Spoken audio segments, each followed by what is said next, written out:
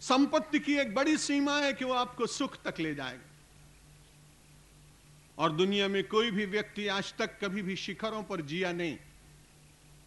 America आप देखें, prosperity के समिट पर बैठा हुआ देश, संपत्ति के शिखर पर बैठा हुआ देश, लेकिन बहुत लोग आत्महत्या करते हैं। अब वहां पर वेजिटेरियन सोसाइटीज बहुत काम कर रही हैं, शाकाहार की प्रवृत्ति बढ़ रही। प्रत्येक नगर में 2-4 आपको योग और ध्यान के केंद्र मिल जाएंगे। चिन्मय मिशन के स्वाध्याय केंद्र में लोग जाते हैं। रामकृष्ण मिशन के रविवार के दिन वेदांत के प्रवचन में अमेरिकन बंधु जाते हैं। और अब उनकी संख्या 2-4-10 नहीं, यदि पूरे देश में सोचे तो कई हजार लोग रविवार का ठीक उपयोग करते हैं। अपने यहां रविवार का उपयोग दूसरी तरह से होने लगा।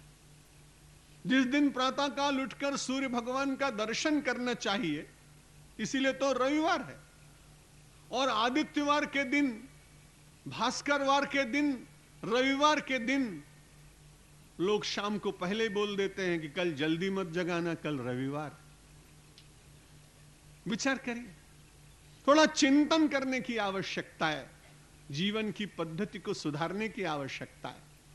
प्रवचन और कथा श्रवण कर आपको कर्ण का सुख मिल रहा है, आप समय का ठीक उपयोग कर रहे हैं, बहुत धन्यवाद के पात्र हैं।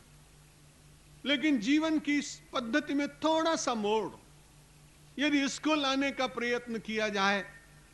आप कहेंगे कि आप बंबई, कलकत्ता, बेंगलोर, बड़े बड़े नगरों में प्रवचन करते हैं, वहां कितने लोग अपने जीवन को परिवर्तित करते हैं? बड़ा प्रश्न कर सकते हैं।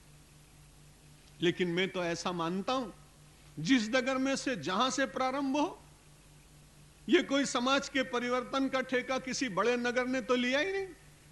यह समाज का परिवर्तन किसी गांव से भी हो सकता है, भवानी मंडी से भी हो सकता है। थोड़े से व्यक्ति बहुत बड़ा परिवर्तन कर सकते हैं।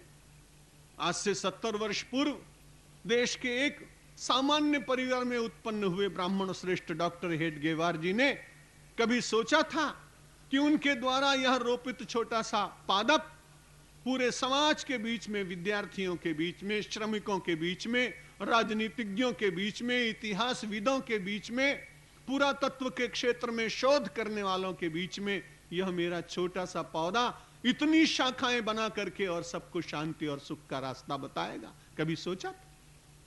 कोई व्यक्ति ऐसा न समझे कि मेरे भीतर शक्ति कम है। सब परमात्मा के अंश होने के कारण प्रभूत शक्ति संपन्न व्यक्तित्व को लेकर आप उत्पन्न हुए, पर उस पर आवरण है।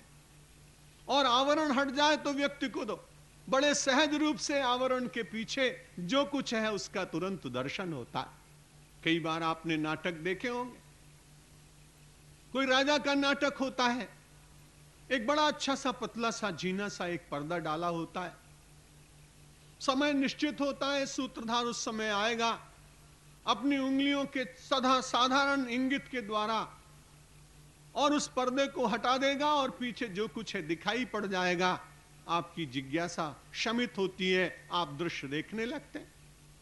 परमात्मा की दिव्य शक्ति लेकर आप सभी लोग आए, लेकिन पूर्व जन्म के कुछ संस्कार, वर्तमान समय का कुछ चिंतन, राष्ट्रीय अपराध वृत्ति के बड़े बड़े लोगों के आचरण से प्राप्त न होने वाला कोई संदेश वो व्यक्ति को धूमिल करता है। आवरण पढ़ते चले जा रहे हैं।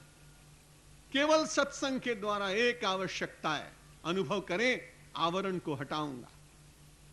और भगवान का नाम लेते, प्रार्थना करते, अपने अपनी उपासना पद्धति और इष्टदेव पर विश्वास करते।